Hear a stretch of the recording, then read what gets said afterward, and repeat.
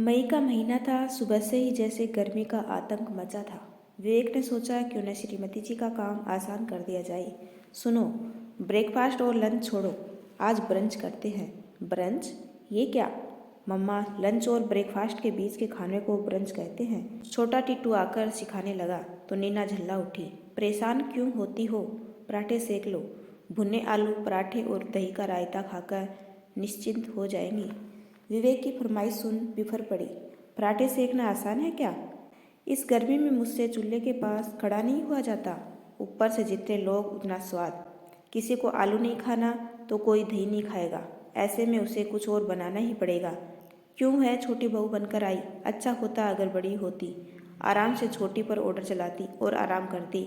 नीना का इशारा बुजुर्ग सास ससुर की ओर था। बाहर का तापमान और अंदर का तापमान अब बराबर हो चला था। उसकी बड़बड़ से विवेक भी परेशान हो गया, मगर बिना इस बात का परवाह किए नीना अपनी डफली अपना राग अलाप रही थी। 2 घंटे की मेहनत लगी। विवेक और बच्चों के लिए पराठा सेक कर उसने दाल चावल भिगो दिए। मुश्किल से 11 बजे थे, मगर लगता था जैसे दोपहर हो आई। दिन भी कितना बड़ा होता है न। बच्चों को भूख लग आएगी, ऐसे में फिर आग के पास। उफ, रसोई से छुट्टी कहाँ मिलने वाली है। यही सोचती वह आराम करने आई तो देखा बच्चे लैपटॉप में फेसबुक खोले बैठे थे। माँ, देखो चाची की तस्वीर। चाचा चाची इंग्लैंड में हैं, कितने अच्छे लग रहे हैं। अरे उन लोग का क्या है, सिर पर कोई जिम्मेदारी थोड़ी है।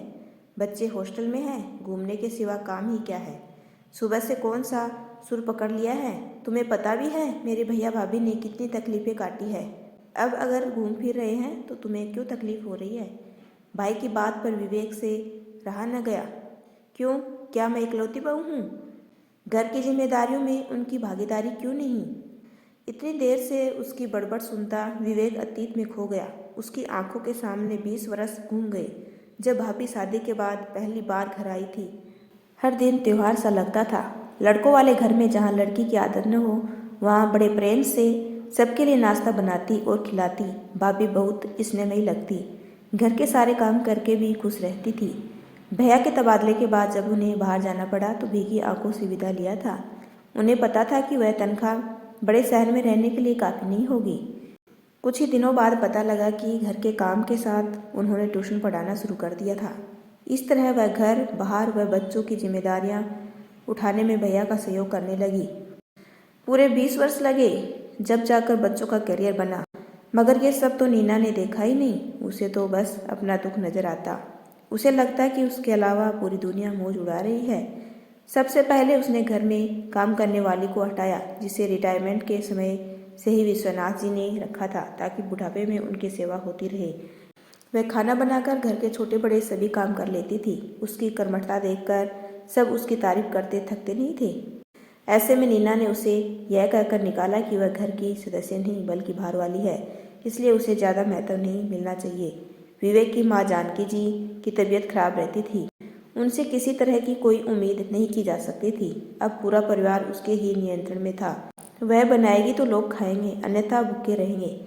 तब जो बात विवेक समझ न सका था वह अब समझ गया। इन सब हरकतों के पीछे उसका स्वार्थ था। वह इतना ही चाहती थी कि बस उसकी पूछ होती रहे, उसकी ही महत्ता बनी रहे। जब तक विवेक अपने ख्यालों में खोया था, नीना ने मौका पाकर बड़ी बहू को फोन मिला ही दिया।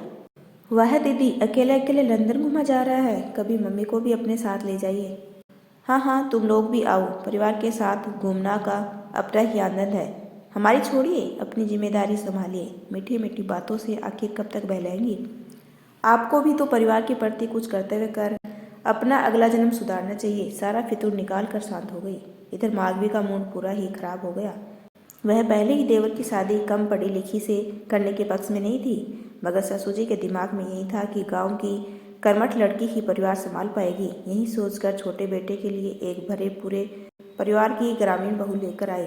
कुछ समय तक सब ठीक रहा, पर जैसे जैसे समय बीतता गया रंग उतरता चला गया। उसकी बातों से इतनी दुखित हुई कि वापसी का टिकट करा सीधे ससुराल आ गई। उसे अचानक आया देख नीना की सिटी बिटी गुम हो गई। माधवी ने आते ही एक कर्मठ लड़की को काम पर रख लिया। दीदी, मैंने इतने बरस सेवा किया है, आप स्वयं काम करने की बजाय दूसरे से काम करा रही हैं। इतनी ही चिंता है तो अपने साथ ले जाइए। इस तरह तो आप पल्ला झाड़ रही हैं। देख छोटी, पहली बात यह है कि मेट्रो में जीने के लिए हवा पानी भी खरीदना पड़ता है।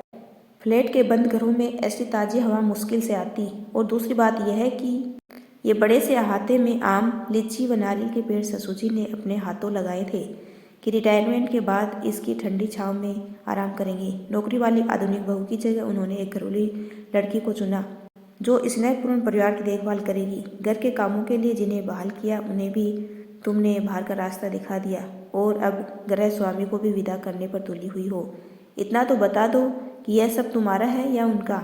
मैं तो बस आपके कर्तव्य याद अपनी जगह ही मदद के लिए स्टाफ रख दिया है। समय के साथ समाज बदला है। स्वयं काम न कर सके तो बाहर से मदद लेने में कोई हर्ज नहीं है। तुम उन्हें उनके घर चैन से जीने दो। उनका जीवन, उनका स्वास्थ्य एवं उनकी पसंद हमारी प्राथमिकता भी यही होनी चाहिए और कुछ नहीं। बड़ी की साफगोई ने छोटी की छुट्टी कर दी थी। विश्वनाथ जी को यह एहसास हो गया कि बड़ी बहू जैसे वह बेहद आधुनिक समझते रहे वहीं समझदार निकली। ग्रामीण व अनपढ़ बहू घर गृहस्थी की बजाय चालाकी में दक्ष निकली। इस बात का एहसास हुआ तो मन पर पड़ा भरम हट गया। यदि आपको मेरा छोटा सा प्रयास अच्छा लगा हो तो चैनल को लाइक, शेयर एंड सब्सक्राइब कीजिए। आपका अपना कीमती समय देने के लिए दिल से धन्यवाद।